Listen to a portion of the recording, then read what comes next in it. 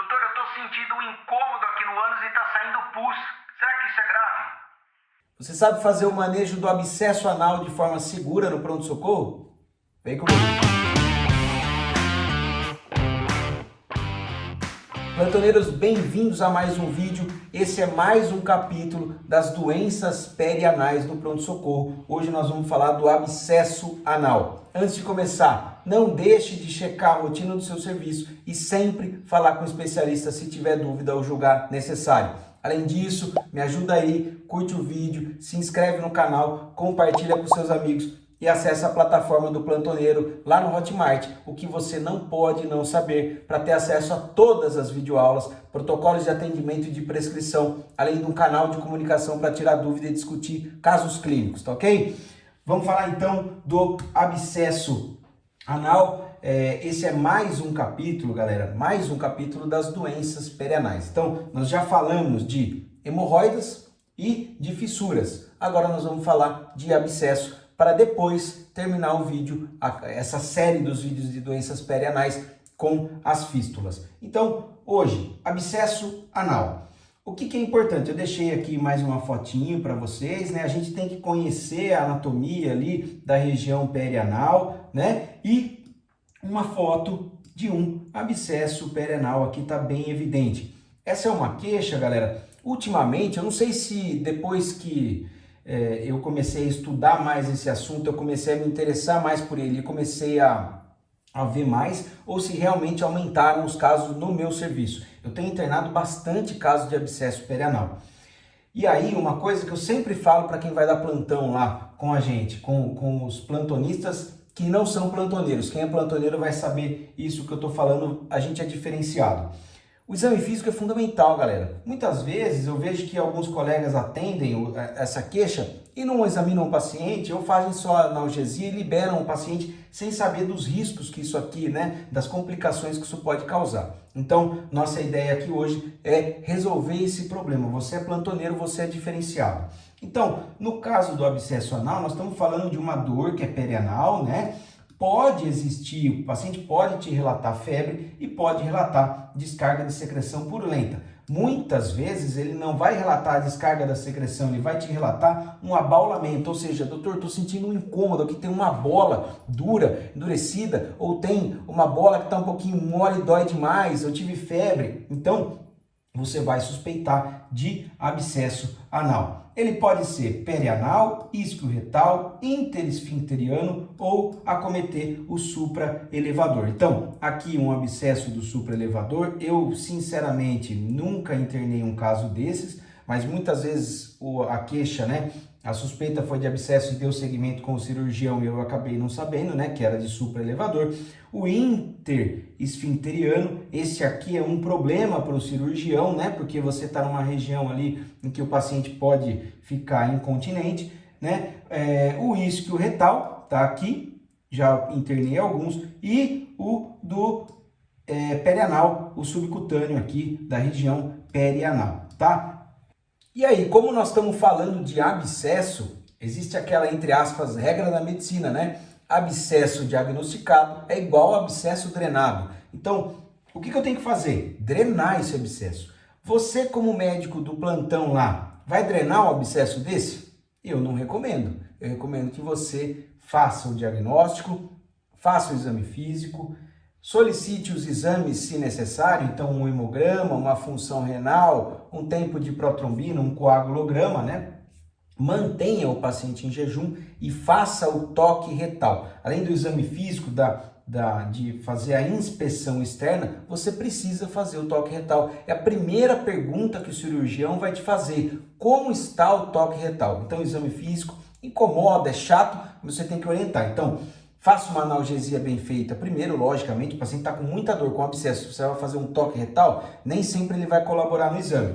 Então, faz uma analgesia bem feita, peça para o paciente deitar em decúbito lateral, joelho aqui no peito, como se fosse um nenezinho mesmo, abraça o joelho e aí você passa a lidocaína, a xilocaína e faz o toque retal para passar para o cirurgião.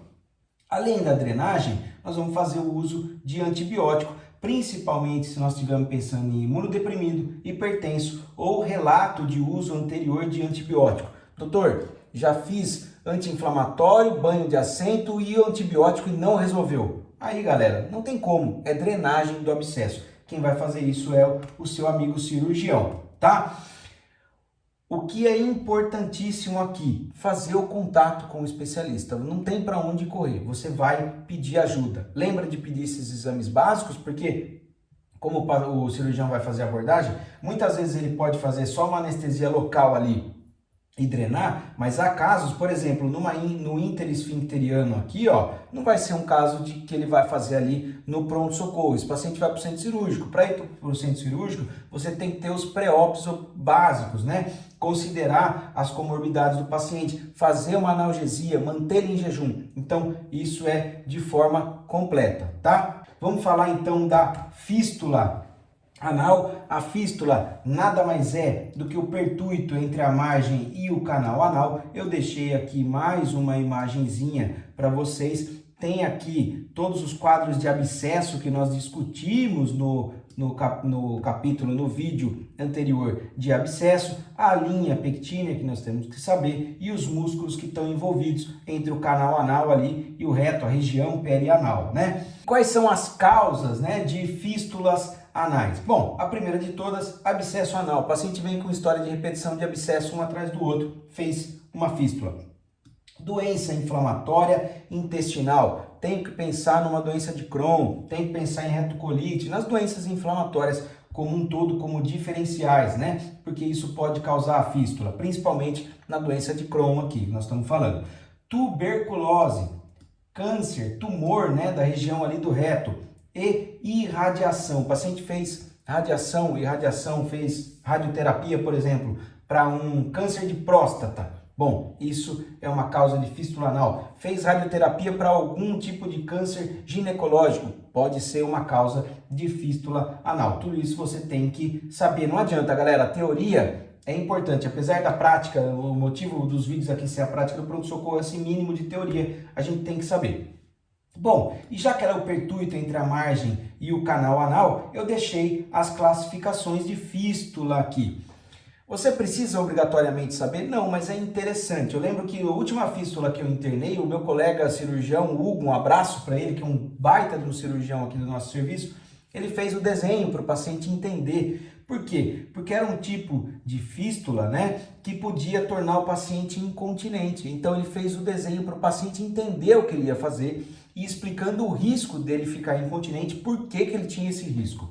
Então, tá aqui a classificação. Interesfinctérica, 45%, transesfinctérica, 30%, supra, 25%, ou extraesfinctérica, infelizmente elas são as menos comuns, né? E aí, como é que eu faço o tratamento, né, das fístulas anais? Bom, o tratamento é cirúrgico, então nós vamos fazer a resolução da fístula com o menor impacto esfincteriano possível. Nós não, né? O colega coloprocto.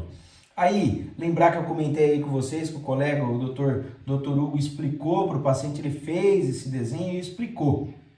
Fístulas mais baixas, faz-se a fistulectomia e a fistulotomia. Fístulas mais altas, eles utilizam, né, o ceton, né, retalho de avanço, técnica anorretal, cola de fibrina ou cone biodegradável. Galera, isso é curiosidade para nós. O que é importante? Você ser a ponte entre o pronto-socorro e o cirurgião. Fazer o contato com ele para que a fístula anal seja resolvida, beleza? Eu deixei mais de curiosidade aqui. É importante a gente saber, até para orientar o paciente. Antes de internar, você pode já adiantar ali o papo que o cirurgião vai ter com ele, explicando que ele pode, né, ficar incontinente dependendo da localização da fístula, como é que faz. Muitas vezes eles fazem uma abordagem específica, uma abordagem mais conservadora ou não, às vezes mais agressiva, dependendo da localização.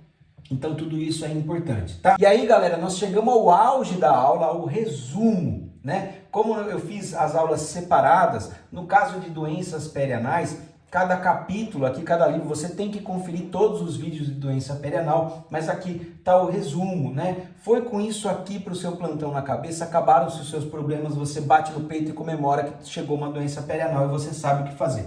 Então, o paciente chegou com a queixa, eu vou fazer anamnese, exame físico. O toque retal, não fuja do toque retal. Muita gente ali no plantão evita fazer toque retal no paciente porque muitas vezes tem vergonha. Não, orienta o paciente, né? Faz analgesia e faz o exame físico, porque eu garanto para você que toque retal vai ser a primeira pergunta do cirurgião para quando você for passar o caso. Então, se a minha anamnese, o meu exame físico estão direcionados para hemorroida, o que eu tenho que pensar? Existe a possibilidade de ser uma trombose e com menos de 72 horas? Contato com o cirurgião para ver se ele vai querer fazer a abordagem ali na forma aguda. Ou não, não é o caso de trombose menor do que 72 horas e o paciente chegou com uma hemorroida grau 1, eu vou pedir, né, vou solicitar ao paciente para que ele faça dieta rica em fibras e utilizar o Metamucil com orientações. É uma hemorroida grau 2 e 3. Qual é a grau 2? Lembra? Bolinha sai e volta espontaneamente. Grau 3, a bolinha sai e o paciente precisa fazer a redução manual. Bolinha para facilitar, né? Como o paciente vai te referir, né? É o plexo ali saindo e voltando. Então, nos casos de grau 2 e 3, ligadura elástica como primeira opção, escleroterapia ou eletrocoagulação. Quem vai decidir isso é o seu colega coloprocto. Grau 3 complicado, grau 4 obrigatoriamente esse paciente vai passar com o coloprocto porque ele precisa da cirurgia. No caso de fissura, minha anamnese, meu exame físico estão me encaminhando para um caso de fissura. Tudo bem, o que eu vou fazer? Orientar dieta rica em fibras e hidratação. Lembra que o paciente tem tanta dor ao evacuar, as fezes são tão ressecadas que ele evita ir ao banheiro. A fissura é assim, sangramento em pequena quantidade, dor, o sangramento melhora após a evacuação e o paciente tem medo de evacuar. Muito bem, dieta rica em fibras, então nós vamos indicar isso, Bisacodyl 1 comprimido à noite, dipirona, né, analgesia 1 comprimido de 12 em 12 horas e fazer o uso do Chiloproct tópico ou mandar manipular o diltiazem aplicando uma fina camada 2 vezes ao dia. Em caso de cirurgia, você encaminhou e aí quem vai escolher a cirurgia, né, a melhor abordagem é o cirurgião. Não, André, agora não estou pensando em fissura nem em hemorroida, eu estou pensando em abscesso. Muito bem, antibiótico, analgesia, solicita os pré-operatórios e contato com o cirurgião para fazer a drenagem, tá? E depois a antibiótico terapia. Não, André, não é hemorroida, não é fissura, não é abscesso. Ou ainda, o paciente já me refere histórias de abscesso repetidos e agora ele está tendo uma descarga purulenta anal. Tudo bem, estou pensando, fiz o exame físico, né, a anamnese, o exame físico, o toque retal, pensei em fístula. Fístula é cirúrgico, galera. Então, vamos pensar, né, nós não, mas o cirurgião vai pensar na resolução com o menor impacto esfincteriano possível. Você faz analgesia, solicita os pré-operatórios e o contato com o nosso colega cirurgião. Tá aqui as técnicas, né? Deixei só como forma de curiosidade. O que eu quero que você saiba, que aqui não tem como fugir, é contato com a cirurgia para resolver o problema do paciente, beleza? Galera, é isso. Espero que vocês tenham gostado do capítulo, né, de doenças perianais. Não deixe de conferir todos os vídeos. Além disso, obviamente, eu vou pedir para você curtir o vídeo, se inscrever, dar uma forcinha aí, compartilhe com seus amigos e acesse a plataforma do Plantoneiro, beleza? Valeu, moçada, um grande abraço.